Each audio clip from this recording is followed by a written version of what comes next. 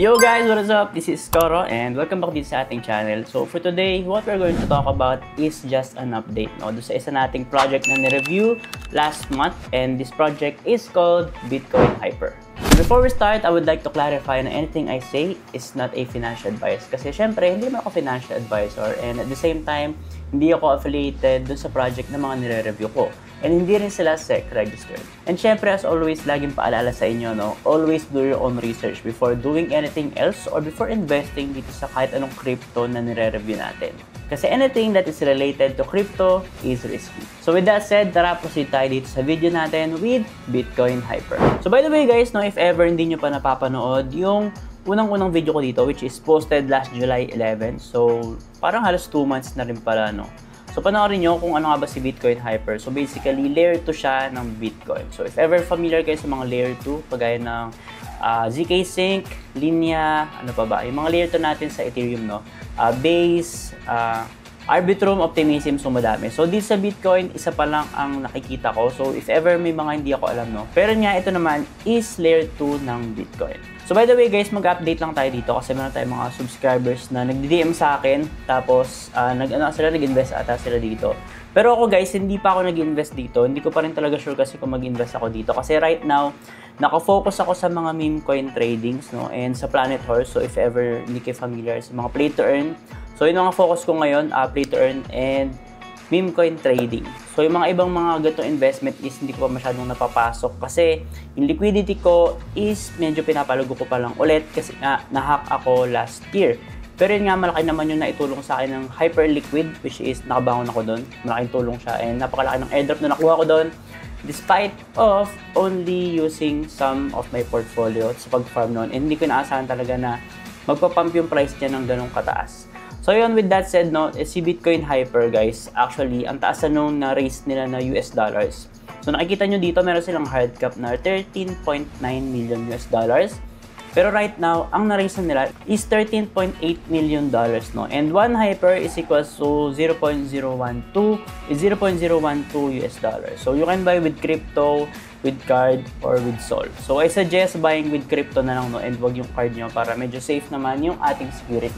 And syempre, gaya ng lagi kong pinapaalala, always use a burner wallet, no? Kapag sali ka sa mga ganitong mga pre-sale, para in case na makompromise yung wallet mo, is walang madadami ng ibang funds doon. So when it comes to their Twitter account naman, as you can see, nagpo-post naman sila from time to time. So ang last post nila is last 18 hours ago. So yung isa pa is September 2. So as you can see, nagpo-post naman talaga sila consistently. Tapos nag-update sila sa post nila kung ilan na yung na-raise nila na total na US dollars. And nung kanina guys, sinearch ko siya sa Google, nakita ko may mga nakita akong article. So for example, ito si Malaya Business Insight. So ito, how to buy Bitcoin Hyper in 2025. So may mga articles sila. And I think reputable naman itong si Malaya Business Insights. Pero syempre may mga disclaimer yan sila para medyo safe sila, no, in case na kung ano mangyari, no? So yung kasi meron ng disclaimer dito sa ibaba.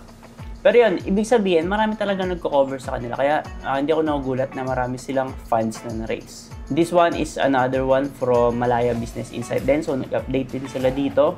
So yun, pati yung mga roadmap kino-cover nila. Bitcoin Hyper Price Prediction. Mahirap mag-predict guys para sa akin.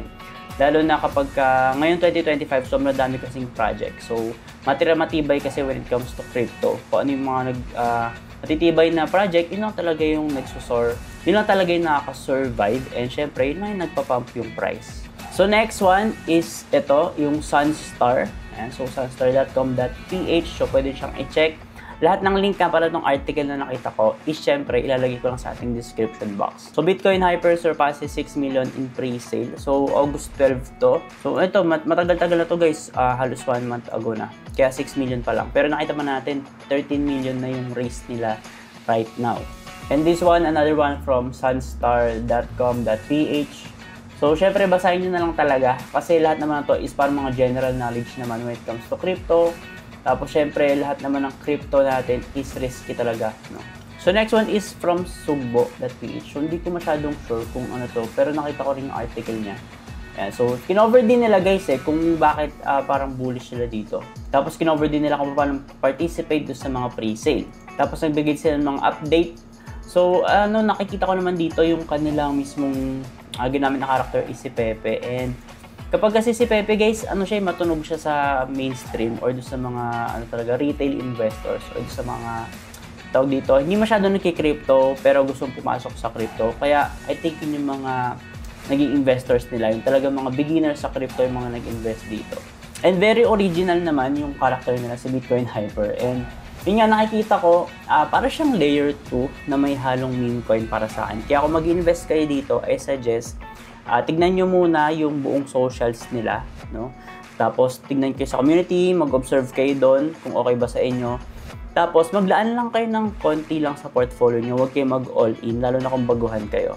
Kasi guys, nung bago ko, hindi rin ako nag-all in kasi guys, isipin mo, sobrang daming project sa crypto and hindi lahat yan is nagpa-pump. Minsan nagka-cut loss ka dyan or nagkakaroon ka ng certain percentage of loss. For example, 50%, 25% of loss. So, hindi magiging sustainable sa'yo kapag gagawin mo, mag-all in ka na mag-all in lagi sa crypto. Guys, one time lang ako nagpasok dito sa crypto ng pera. Tapos, 2021 yon, if I'm not mistaken, no, 2021 nga pa. Tama, 2021. Tapos, nagsimula ako sa Crypto Blades. Tapos, lahat yon pinasok ko na sa Play to Earn. Tapos hindi ko, gaya ng sabi ko no, hindi ako nag-all-in. So dinadiversify ko yun sa iba't ibang play to earn projects. At that time kasi yun yung mga hype nung time na yun, 2021. So may mga nagrarag na projects. Tapos iba naman pumapaldo ako. So nababawi ko siya na guys. Tapos after some time, medyo huminto ako, nag-laylow ako. Tapos bumalik ako, nag-airdrop hunting ako. So doon din ako nakabawi. Tapos sinabay ko rin doon yung mga play to earn games. Tapos right now naman guys, hininto ko na yung airdrop farming. I think last year ko siya hininto kasi nakita ko na hindi na siya masyadong worth it ng time ko. Pero may ilan-ilan pa rin dyan na gusto kong gawin pero hindi ko lang talaga magawa. Pero like I said, Hyperliquid lang yung gusto kong i-farm na airdrop ngayon. Tapos yun, ang pinagkasabay ko ngayon is play to earn and meme coin trading. Tapos ayun, tumitingin ako ng ibang mga projects na pwede kong pang-investan kahit mga $10, $20 lang, no? Tapos, katulad nito, if ever mag-invest ako dito, mga ganong kaliit lang. Para kung sakali, hindi masyadong masakit sa portfolio ko, tapos pwede ko siyang kalimutan pag nag-invest ako. So, I think yun lang yung update natin para kay Bitcoin Hyper. So, gusto ko lang sabihin sa inyo na may mga articles na nag-cover dito. And doon, sinabi nila kung paano bumili, kung bakit sila bullish dito. And I suggest checking that out. So, medyo maraming article yon kaya ililive ko na lang sa description box natin. So, if ever mag-update ako dito, baka video or post na lang ulit. Kaya make sure to subscribe on all of my socials, no? Kasi nagpo-post ako doon from time to time. Yun lang guys, and see you sa ating next video. Ingat!